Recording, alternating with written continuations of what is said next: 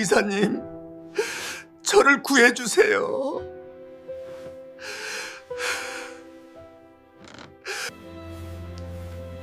오후 5시에 바나나를 먹으면 잠을 더 잘 잘 수 있습니다. 혹시 막 잠들자마자 꿈도 꾸기 전에 소변이 마려워 벌떡 일어난 적 있나요? 자다가 몸을 한번 뒤척였을 뿐인데 이불 밖으로 나와 차가운 바닥을 밟으며 손이 덜덜 떨리는 채로 전등 스위치를 찾은 적은요? 아침에 눈을 떴는데 시계는 분명 8시간이나 잤다고 하지만 머리는 무겁고 온몸이 녹초가 된 느낌. 혹시 그런 적 있나요? 만약 이런 일이 익숙하다면 당신은 지금 한국의 노년층 절반 이상이 겪고 있는 야간요라는 조용한 문제와 마주하고 있을지도 모릅니다. 잠이 와야 하는데 벌써 2시 반이야.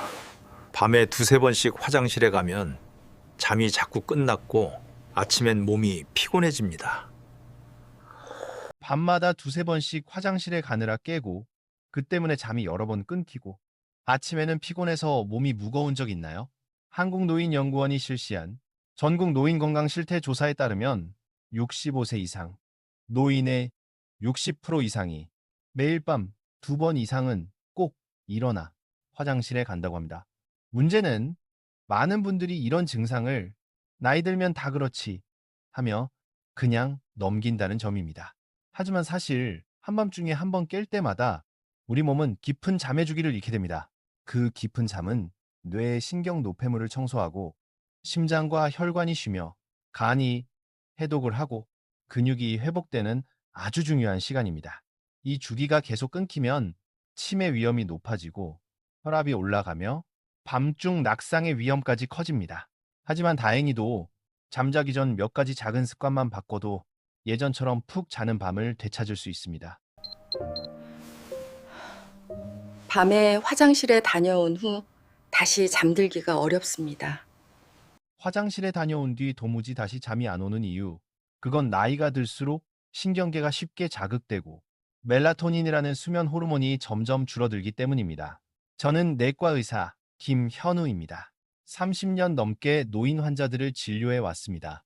몇 해 전 어느 겨울밤 68세의 김현숙 어르신이 지친 얼굴로 진료실에 오셨습니다. 그리고 이렇게 물으셨죠. 선생님, 왜인지 모르겠어요. 밤마다 3번, 4번씩 깨서 화장실을 가요. 한 번 일어나면 잠이 완전히 달아나서 다시 누워도 도무지 잠이 안 와요. 아침엔 눈이 침침하고 머리가 빙빙 돌아요. 어떻게 하면 밤에 푹 잘 수 있을까요? 처음엔 그분도 그냥 물을 많이 마셔서 그런가 보다. 나이 들면 다 그렇지 하고 넘기셨답니다. 하지만 자세히 들어보니 추운 날엔 저녁 이후엔 물도 거의 안 마시는데 그래도 밤마다 계속 화장실을 가신다는 겁니다. 그렇게 잠이 끊기다 보니 항상 피곤하고 기억력도 떨어지고 가끔은 밖에 나가다가 비틀거릴 정도였어요. 검사해보니 단순한 수면 문제가 아니라 방광이 너무 예민해져 있었고 밤에 소변량을 조절하는 호르몬, 즉 바소프레신 분비가 아주 적었습니다. 그래서 저희는 아주 기본적인 것부터 바꿨습니다. 복용, 약 시간 조정, 저녁 소금 섭취 줄이기, 잠자기 전 다리를 살짝 높이기, 그리고 저녁 식사에 작은 식품 하나를 더하는 것.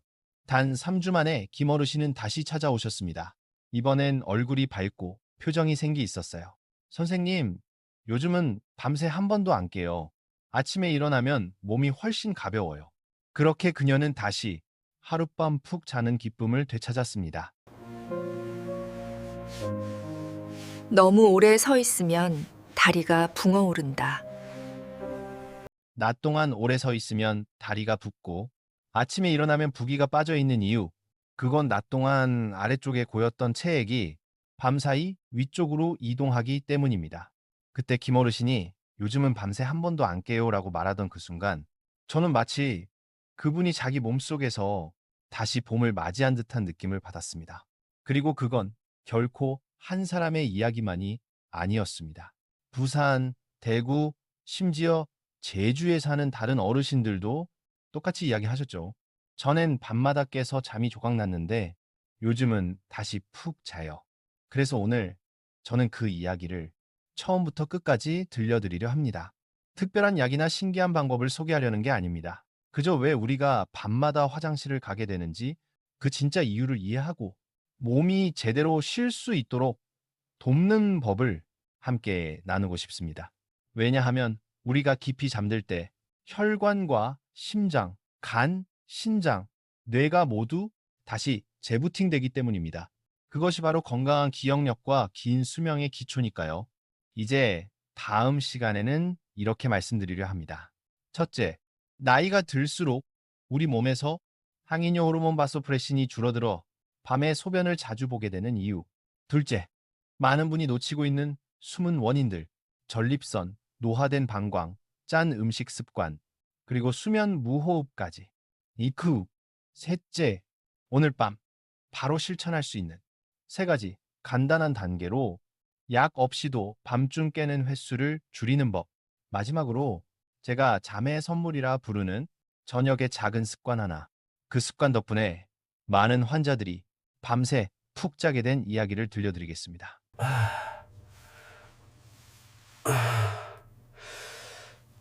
내 소변이 너무 거품이 많아. 소변에 거품이 너무 많아요. 이렇게 말씀하시는 분들도 적지 않습니다. 제가 오늘 말씀드릴 내용은 모두 누구나 쉽게 따라할 수 있고 안전하며 제가 실제로 진료 중인 환자분들께서 효과를 보신 방법들입니다.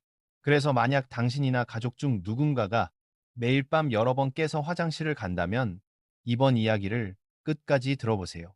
정확히 이해하고 제대로 실천하기만 하면 김현숙 어르신처럼 당신도 다시 끊기지 않는 밤잠을 되찾을 수 있을 겁니다. 네, 김현숙 어르신과 많은 분들이 왜 밤마다 깨서 화장실을 가야 하는지 제가 하나하나 살펴보기 시작했을 때 저는 인간의 몸이 마치 오케스트라 같다는 걸 깨달았습니다.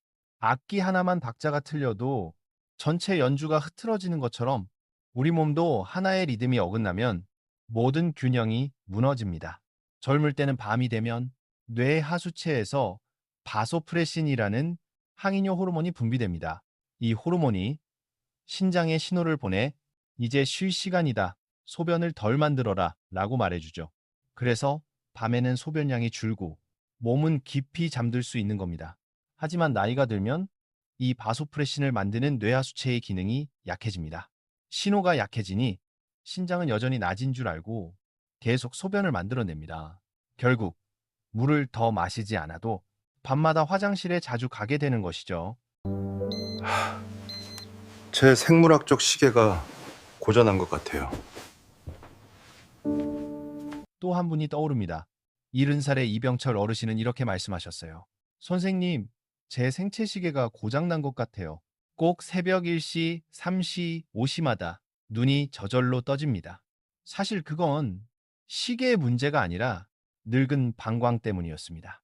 나이가 들면 방광벽의 탄력이 떨어지고 조금만 차도 이제 가득 찼다는 신호를 보내버립니다. 그래서 실제로는 소변이 얼마 안 차도 화장실에 가야 할 것처럼 느끼게 되는 거죠. 또 어떤 분들은 방광이 특별한 이유 없이 갑자기 수축하는 과민성 방광이 생겨 소변이 거의 없는데도 급하게 마려운 느낌을 자주 받기도 합니다. 남성의 경우 가장 흔한 원인은 바로 전립선 비대증입니다.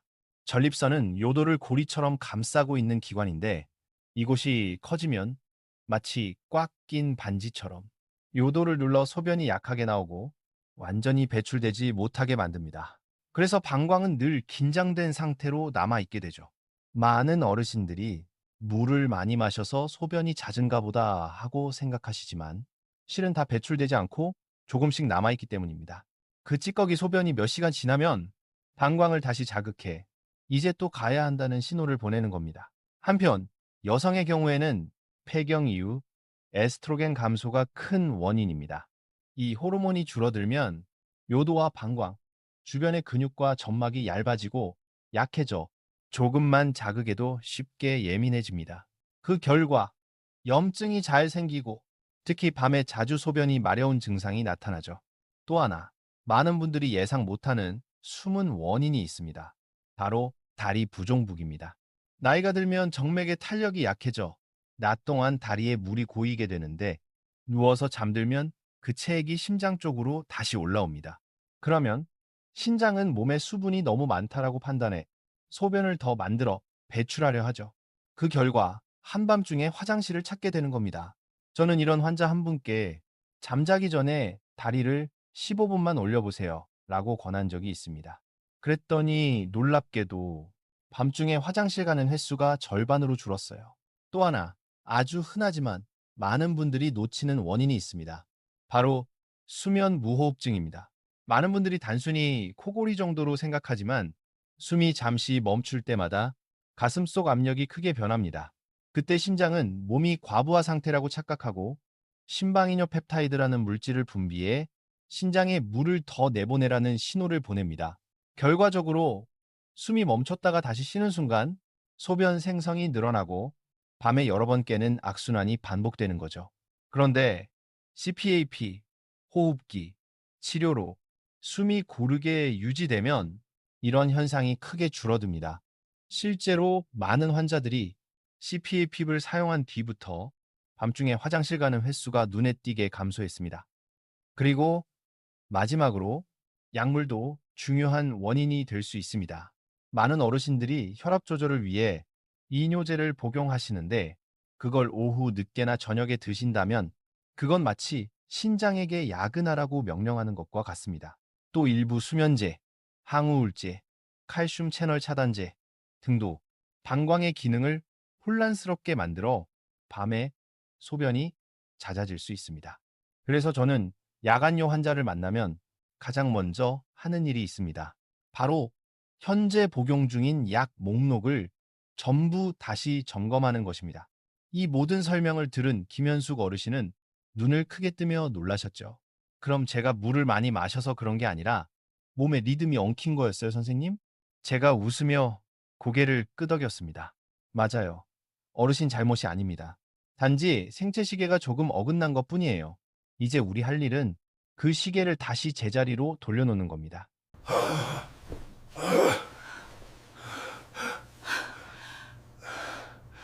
너 왜 그래? 자다가 다리에 쥐가 나거나 근육이 살짝 떨리는 것도 사실은 칼륨이나 마그네슘 부족의 신호입니다. 이런 상태에서는 깊은 잠을 자기 어렵죠. 그런데 좋은 소식이 있습니다. 이 리듬을 되돌리는 데에는 비싼 약이나 수술이 전혀 필요 없습니다. 단 3가지 간단한 단계면 충분합니다. 첫째, 방광일기를 써보세요. 3일 동안 물 마신 시간, 화장실 간 시간, 소변의 대략적인 양, 잔욕감이나 통증 여부를 기록합니다. 이 기록만 봐도 의사는 원인이 어디에 있는지 금세 파악할 수 있습니다. 둘째, 저녁 생활 습관을 조정하세요. 소금 섭취를 줄이고 오후 5시 이후에는 커피 차수를 피하고 잠자기 전 15분간 다리를 살짝 올려두세요.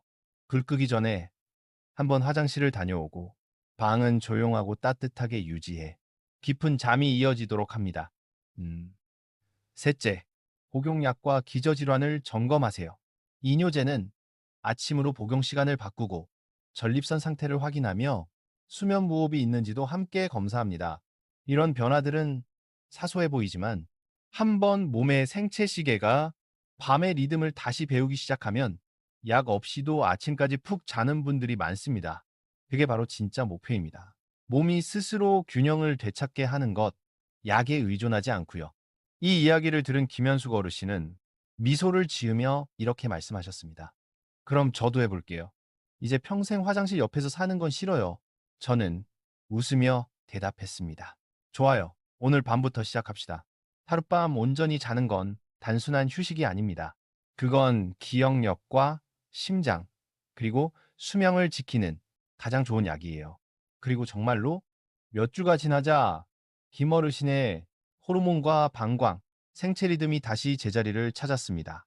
그녀는 결국 한동안 잃어버렸던 온전한 잠을 되찾았습니다. 벌써 새벽 3시 2분이네요. 오늘도 잠을 설치고 말았어요. 이 방광염 때문에 정말 힘이 듭니다.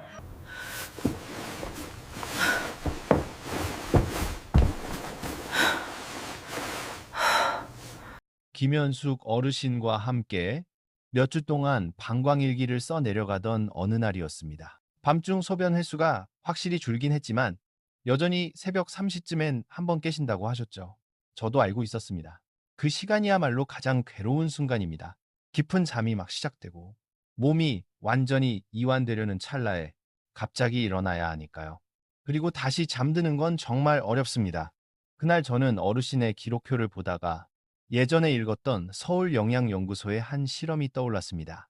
바로 트립토판이라는 아미노산에 관한 연구였습니다. 일부 음식에 들어있는 이 물질은 수면의 재료라고 불릴 정도로 멜라토닌 생성과 깊은 관련이 있죠. 그래서 저는 어르신께 말했습니다. 오늘부터 오후 5시에서 6시 사이에 바나나 한 개를 드셔보세요. 어르신이 웃으시며 말씀하셨습니다. 바나나요? 그거 먹으면 속만 더 더부룩하지 않아요? 제가 설명드렸습니다. 바나나에는 트립토판이 들어있습니다. 이 성분이 세로토닌의 재료가 되고 밤이 되면 세로토닌이 멜라토닌으로 바뀌어요. 멜라토닌은 우리 몸에게 이제 잘 시간이야 라고 알려주는 호르몬이죠. 즉, 적절한 시각에 적당량의 바나나를 먹으면 몸이 스스로 멜라토닌을 만들어 약 없이도 잠들 준비를 하게 됩니다. 바나나는 단순히 트립토판만이 아닙니다. 그 안에는 마그네슘과 칼륨도 풍부하게 들어있어 근육과 혈관을 이완시키고 방광의 긴장을 완화해 줍니다. 하지만 제가 어르신께 꼭 강조했습니다. 가장 중요한 건 시간이에요.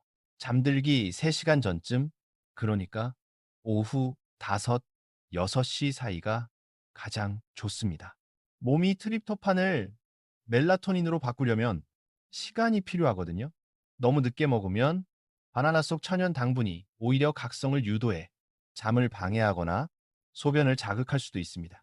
또 저는 덧붙였습니다. 바나나 한 개에 아몬드 5, 7알을 함께 드세요. 마그네슘이 보충되면 심장 박동이 안정되고 신경계가 훨씬 차분해집니다. 작지만 큰 변화를 만드는 비결이었죠. 며칠 후 김현숙 어르신은 그 조언을 꾸준히 실천했습니다. 그리고 다음 진료 때 밝은 얼굴로 이렇게 말씀하셨습니다. 선생님, 어젯밤엔 한 번도 안 깨고 잤어요. 아침에 일어나니까 머리가 맑아요. 그분의 기록을 보니 7일 중 단 하루만 한 번 깨셨고 나머지 밤은 전부 완전 숙면이었습니다. 약은 바꾸지 않았습니다. 단지 오후에 바나나 하나를 더했을 뿐이죠. 이 메커니즘은 이미 여러 연구에서도 확인된 사실입니다. 노년기에는 세로토닌과 멜라토닌 분비가 급격히 줄어 잠이 얕아지고 자주 깨며 결과적으로 야간요가 늘어납니다.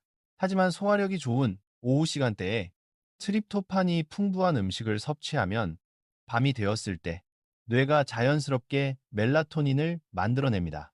그래서 저는 이 습관을 저녁의 선물이라고 부릅니다. 물론 모든 분께 딱 맞는 건 아닙니다. 당뇨병 환자라면 바나나의 탄수화물 중간 크기 1개당 약 20-25, 밥 반 공기 분량을 하루 식단 전체에 포함해 계산해야 합니다. 작은 바나나나 반 개만 드셔도 충분합니다. 만성 신부전 환자는 바나나의 칼륨 함량이 높기 때문에 반드시 담당의와 상의해야 합니다. 항응고제 복용 중인 분들은 식습관 변화가 약효에 영향을 줄 수 있으니 갑작스러운 식단 변경 없이 안정적으로 유지하는 것이 좋습니다. 바나나가 입맛에 맞지 않는다면 무가당 따뜻한 우유 한 잔이나 작은 치즈 조각도 좋은 대안입니다. 이들도 트립토판이 들어있으니까요. 하지만 저는 여전히 천연 미네랄이 풍부하고 방광 긴장을 줄여주는 바나나를 우선 추천합니다. 김현숙 어르신에게는 이게 마치 마지막 열쇠가 되어 닫히지 않던 잠의 문을 완전히 닫아주었습니다. 또 다른 환자, 전립선 비대증으로 고생하던 주상민 어르신도 이 얘기를 듣고 따라 해보셨습니다. 선생님, 과일을 저녁에 먹으면 더부룩하지 않나요? 처음엔 이렇게 걱정하시더니 2주 뒤엔 웃으며 말씀하셨어요. 신기하게도 요즘 잠이 훨씬 깊어요. 아침에 소변도 시원하게 나와요. 저는 미소 지으며 답했습니다. 몸은 때로 작은 신호 하나로 리듬을 다시 찾을 수 있습니다. 음식이 제때 들어가면 잃었던 생체 시계가 다시 맞춰지는 거예요. 사실 이 저녁의 선물은 단지 숙면만을 위한 게 아닙니다. 깊은 잠에 들면 성장 호르몬이 많이 분비되어 세포가 재생되고 기억력이 좋아지며 혈압과 혈당이 안정됩니다. 실제로 잠이 회복된 환자들은 식욕이 좋아지고 기분이 밝아지고 아침 어지럼증이 줄어드는 변화를 보였습니다.